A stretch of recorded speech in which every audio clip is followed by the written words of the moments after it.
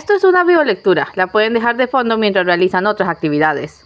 Esto es El libro de las especies, un relato original, episodio 31, ajustes.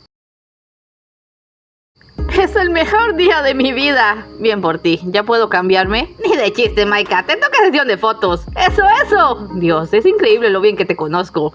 ¿Y ustedes no se supone que somos amigos? ¿Para qué están los amigos si no es para humillarse entre sí? Solo por tratar de equilibrar, a Mark se le ocurrió llamar a Reddy, a Lionel y Ethel a la vez para mostrarle su faceta de hada. Le salió al revés, ahora iban a ser tres los cabrones que jamás dejarían de burlarse de él. Y bien que podría haber sido revoloteando y dejarlos con las ganas, pero ver a Reddy tan contenta hizo que se diera y se sometiera a la vergüenza de posar con una serie de objetos comunes que se veían graciosos únicamente por el contraste de alturas. Y de paso sirvió para confirmar esa teoría de su abuelo de que las hadas nunca salían mal en las fotos. De verdad no entiendo cómo es posible, dijo Lionel, pasando imágenes. Te digo que hagas borisquetas y sales con sonrisa de modelo. Es un don. Bueno, me tengo que ir a trabajar, dijo Ethel, revolviéndole el cabello a Mark con un dedo. Pásame esas fotos después. Mientras en el mundo las cosas se ponían más y más excéntricas, la activación del poder de las hadas había traído una nueva ola de personas cambiando y criaturas apareciendo. Ethel se podría decir que había recuperado su vida. El amuleto que Mark hiciera para ella le mantenía cubierto y era capaz de seguir adelante como si nada hubiera pasado. Aun cuando de pronto los juzgados estaban viendo invadidos por cosas como pleitos de propiedad por gente que quería que les regresaran sus caballos mágicos, decenas de divorcios y procesos de custodia por alguna pareja que había cambiado, y ahora reciben quejas sobre innumerables estatuillas de gnomos de jardín cobrando vida, huyendo de sus casas y creando asentamientos en los parques.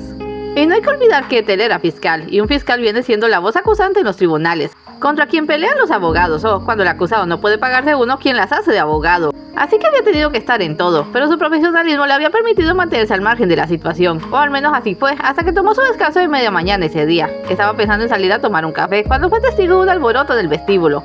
Un hombre, más bien una criatura del pantano, estaba siendo instado a abandonar el edificio por los guardias, que le amenazaban con pistolas eléctricas. Detrás del hombre había una niña asustada de 10 años, también convertida en una criatura. Solo quiero que alguien me escuche. Señor, por favor, tiene que irse. En muchos lugares se había vetado el paso a las criaturas de aspecto más extremo.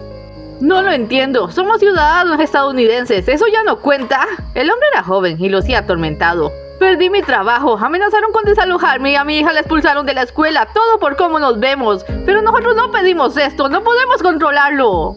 Señor, tranquilícese, nada de esto es justo, alguien tiene que ayudarnos. Papi, vámonos, suplicó la pequeña, temerosa de que los guardias decidieran sacar las armas reales. Son horribles, escuchó Ethel susurrar a una compañera de trabajo, y eso fue demasiado. Bueno, ya basta, se puso en medio. Señorita Frog, ¿qué diablos les pasa a ustedes? Frank, Nigel, esta es una corte de Chicago y ellos son ciudadanos de nuestra ciudad. ¡Bajen eso, por el amor de Dios! ¡Hay una niña aquí! Le obedecieron, avergonzados. Mírenme todos. Me conocen desde que era una practicante. Saben de mi capacidad, saben la clase de persona que soy, ¿no es cierto? Bien, piensen en eso antes de intentar juzgarme. Y a la vista de todo el mundo, sus compañeros, abogados, jueces, gente de paso, se quitó el medallón, revelando su verdadera forma. Miró con dureza al público, retándolos con su fría mirada que le dijeran algo, que se atrevieran a atacarla por ser diferente como cuando estaba en la secundaria. No lo iba a tolerar, y no toleraría que se lo hiciera a una pobre niña. Nadie se atrevió, y cuando se supo el control de la situación se giró hacia ellos. El hombre lo miraba impresionado, y la chiquilla estaba deslumbrada. ¿Cuál es su nombre, señor? John Watson. ¿Y tú, nena? Brooke. Ethel le dedicó una sonrisa antes de incorporarse. Soy Ethel Frog, fiscal de distrito. Vengan conmigo. La expresión de alivio en el rostro de aquel hombre no tuvo precio y le recordó lo que tanto le gustaba de su trabajo, darle esperanza y justicia a las personas. Interesado en que la niña superara lo que debía estarle siendo una experiencia traumática, en lugar de llevarlos a una sala de juzgado, los invitó a salir con ella e ir a una cafetería que conocía, la cafetería Horus, donde nadie iba a juzgarles por su aspecto. Christy podría haberse unido al grupo de personas que prohibían la entrada de criaturas en sus locales, de no ser por la hermana que tenía. En su lugar les abrió las puertas y, sin querer, la cafetería Oro se convirtió en un punto de encuentro para seres mágicos. El negocio iba mejor que nunca, y sus pocos resquemores se diluyeron cuando comenzaron a llegar los gnomos con los bolsillos forrados en monedas de oro. Tuvo que reformar todo el menú, y estaba haciendo planes para ampliar la cafetería. Harry, ¿cómo va eso? ¿La sección paradas está lista? Había colocado 3 macetas enormes con flores y espacio y medio para, en cada una, poner mesas y sillitas de juguete. También había comprado una vajilla completa de una juguetería. La señora Austen les había dicho que iba a recomendarles a unos amigos. Iba a salir para anotar en su letrero que ahora también atendían hadas, cuando llegó Ethel con un señor y una niña. Les desconcertó verla sin el amuleto. ¿Señorita Frog? Kristen la conocía, pero no se había enterado de su cambio. Bienvenida. ¿Necesita una mesa? Estaban bastante llenos, pero les encontró un lugar. ¡Ari, ven a atenderles! ¡Ya voy! Buscó su libreta y fue con ellos. Ahora sí que disfrutaba ese trabajo. ¡Bienvenidos a la cafetería Horus! ¿Qué les sirvo? Pidan lo que quieran, yo invito. El hombre se hallaba bastante cohibido y solo pidió un jugo, pero dejó que su hija pidiera un helado. Ethel pidió un capuchino frío, pues desde que cambiara ya no podía tomar líquidos calientes. Y ya que lo sintió más relajado, le pidió que le contara sobre ellos y sus problemas. John Watson era médico, cirujano. Lo que ahora la mayoría de las personas llamaban el cambio estaba arruinando su vida. Sus manos se volvieron completamente inútiles para operar debido a las membranas entre los dedos, que hacían que no pudiera tomar el instrumental como debía. Aún así seguía siendo un médico con cierto prestigio. Podía hacer otras cosas mientras entrenaba sus manos. Diablos, estaba seguro de que las membranas podrían ser removidas con algún procedimiento, pero nadie quería recibir consulta de una criatura y le despidieron. Ahora su casero quería echarle del edificio, pese a ser un inquilino modelo y tener los pagos en orden. Ya había sacado a otras familias en situación similar y, como el último golpe bajo, el que le pesaba más en el alma, su hija había sido expulsada de la escuela. Brock era la luz de sus ojos, una pequeña inteligente, dulce y encantadora, por la que veía él solo desde que su madre muriera hace algunos años. Se había asegurado de darle una buena vida, había trabajado muy duro para inscribirle en la mejor escuela posible y ella era feliz. Tenía buenas notas, muchos amigos. Y entonces vino el cambio y sus amigos se alejaron. Sus notas comenzaron a bajar. Supo que estaba siendo maltratada y antes de tomar cartas en el asunto la expulsaron. El problema al final no era tanto ese, no la iba a dejar en una escuela donde era víctima de acoso. El problema era que le estaban negando la educación, no la querían allí y tampoco en otras escuelas. No la querían ni a ella ni a cientos de niños que también habían cambiado. Nadie sabe por qué está pasando todo esto. Las emociones habían acabado por vencerle, hacía tanto que necesitaba que alguien lo escuchara. No podemos controlarlo. Ethel le dio unas servilletas para que se limpiara las lágrimas. Gracias. No se nota, pero bajo la piel verde hay una persona de color. Sé lo que es que se te menosprecie, lo que implica esforzarse el doble que los demás, pero creo que nadie había visto este nivel de racismo en décadas. Racismo, eso era lo que estaba sucediendo. Era como si las causas sociales se hubieran echado para atrás 40 años. El ex gobernador del estado de Florida era una criatura del pantano, pero dimitió de su cargo. No tuvo las agallas de aprovechar la casual posición de poder para contener la amenaza antes de que se desatase. Las criaturas tenían aspectos tan diametralmente distintos que era fácil señalarlas y despreciarlas.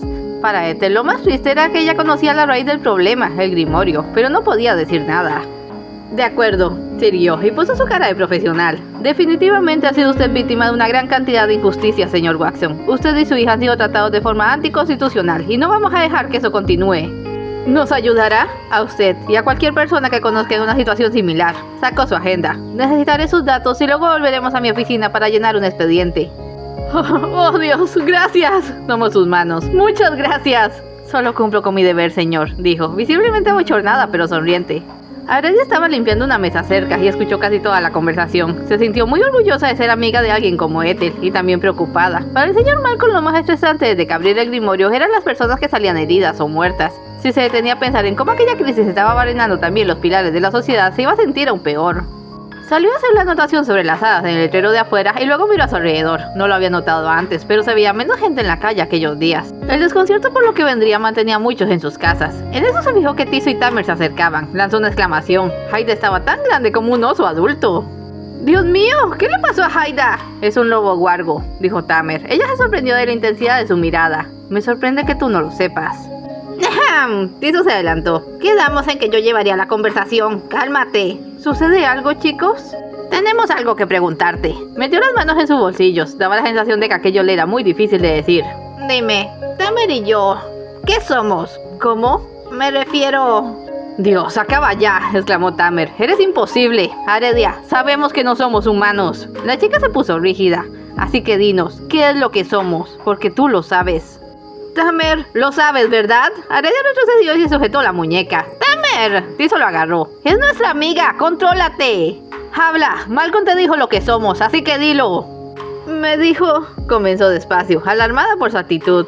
El libro del que les había hablado, el grimorio y sus 12, sus padres eran 2 de los nominales. Tiso es un trasgo y tú eres un orco. Tamer le miró con ira unos instantes y luego sonrió. Pareció calmarse. Tiso se había quedado cabizbajo. Te dije que lo sabía. ¿Por qué no nos lo dijiste, Aredia? Chicos, no trataba de ocultarles nada. El señor Malcolm y yo tratamos de controlar todo lo que está ocurriendo.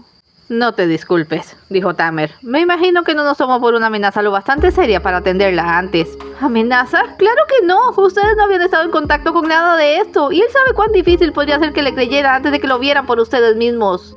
¿Entonces lo hizo por consideración?, preguntó Tiso. ¿A quién le interesan sus motivos?, replicó Tamer. Querías una confirmación y allí la tienes, Tiso. Ahora vámonos, tengo trabajo que hacer.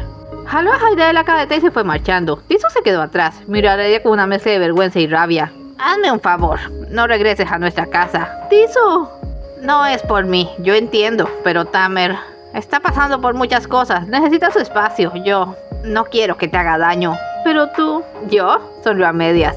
Soy su novio, puedo manejarlo. Se alejó unos pasos y se detuvo. Lamento todo esto. También yo. Y se fue. Heredia se quedó con el corazón hecho un puño. Las divisiones estaban en todas partes, los lazos se rompían, las normas sociales más básicas se truncaban, y ni siquiera habían pasado 4 meses desde que se abriera el grimorio. Aún no habían despertado los 12, y lo peor fue darse cuenta, con su instinto tan agudo, que lo único que estaban mirando era el final del principio, cuando el desconcierto pasaba, y todos comenzaban de buena o mala manera a tomar cartas en el asunto. ¿Qué más les aguardaba? Es todo por hoy, no se vayan sin dejar un like y un comentario, y nos vemos en el siguiente episodio.